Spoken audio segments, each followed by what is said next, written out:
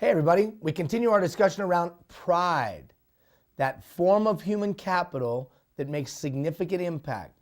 We want to have strategies and tactics for its installation, its cultivation, and its deployment. Yesterday I talked to you about building organizational pride. Today I'm going to talk to you about building individual pride. Tomorrow we'll talk about building community pride, and then I'll have a final thought for you on Thursday. And then I'll see you on Friday. Individual pride. So we talked about organizational pride. Now let's talk about individual pride. So let's put it in the context of an employee, a volunteer, part-time staff, whatever. You're the boss, whether that's in a volunteer situation or that's in an employment situation. You're the leader. And I've got individuals that are working with me and for me, volunteer or paid staff.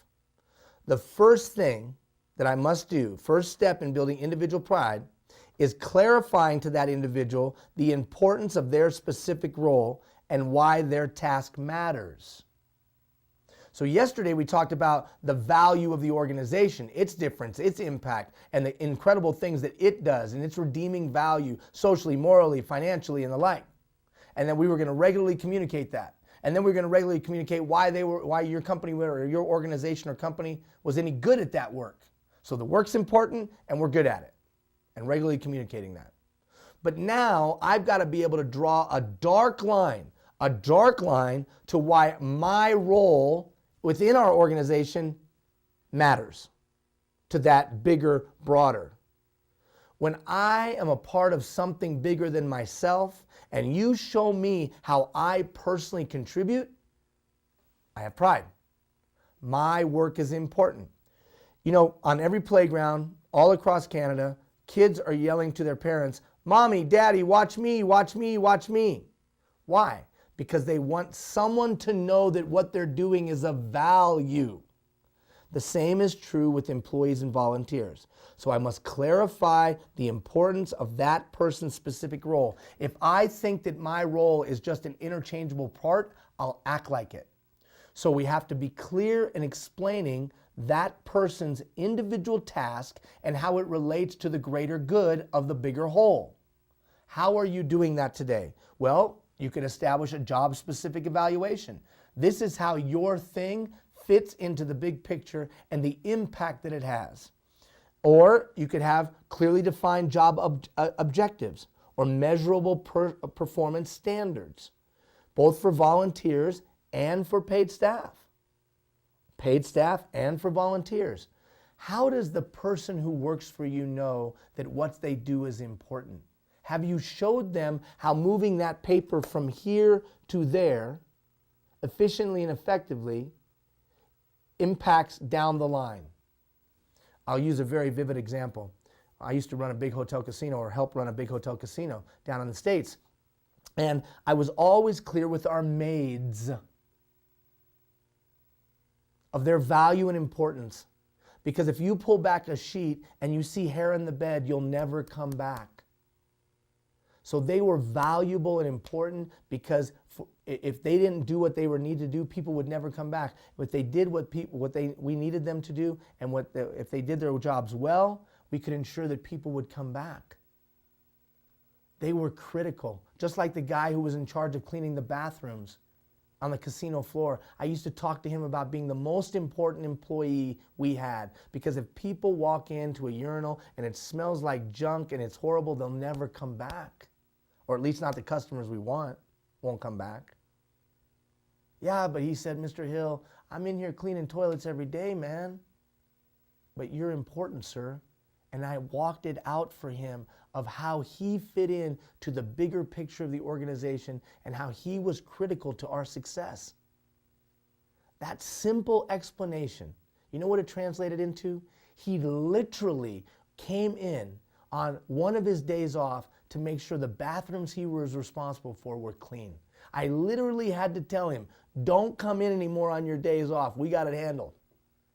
Now, I'm not saying you'll get that degree of pride, but it is funny when I clarify their importance in tangible ways, job-specific evaluations, measurable performance standards. All of a sudden, I take pride.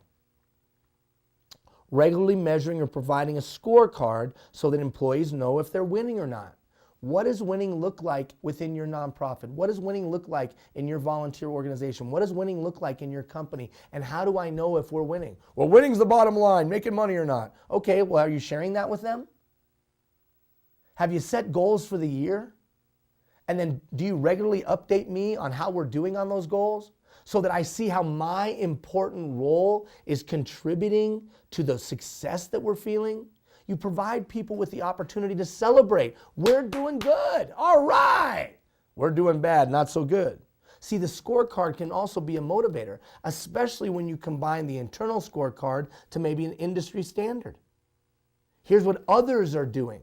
I don't have to say anything. When I show up the scorecard that says we're at 80, for whatever, for example, 80, and the industry is at 90, I don't have to say a word. Everybody goes, oh crap, we better get better. Or we're at 92 and the industry's at 90. Woo! Don't rob people of the opportunity to celebrate because you think they're going to be afraid of performance standards or some kind of scorecard that you review with them regularly.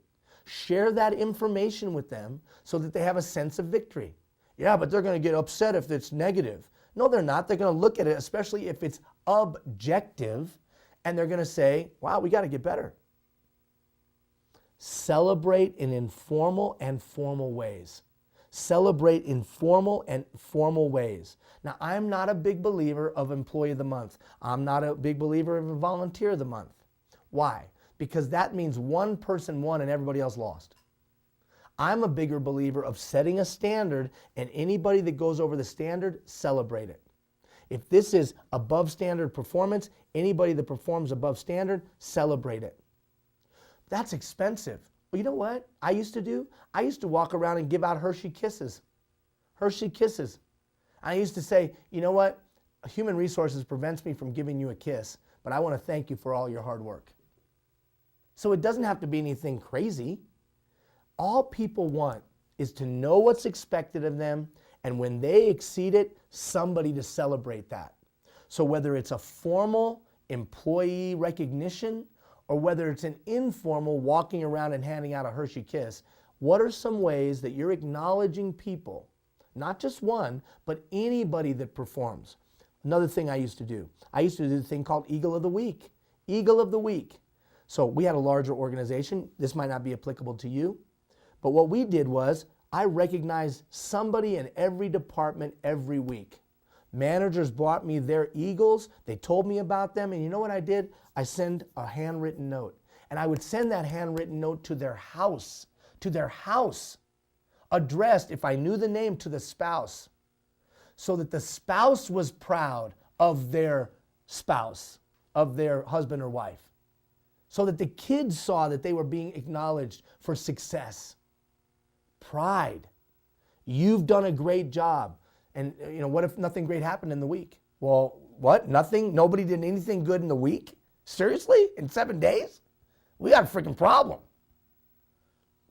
But we also have to be ready to coach the poor performance, because nothing lessens pride than than an individual who's continually performing poorly and no one's addressing it.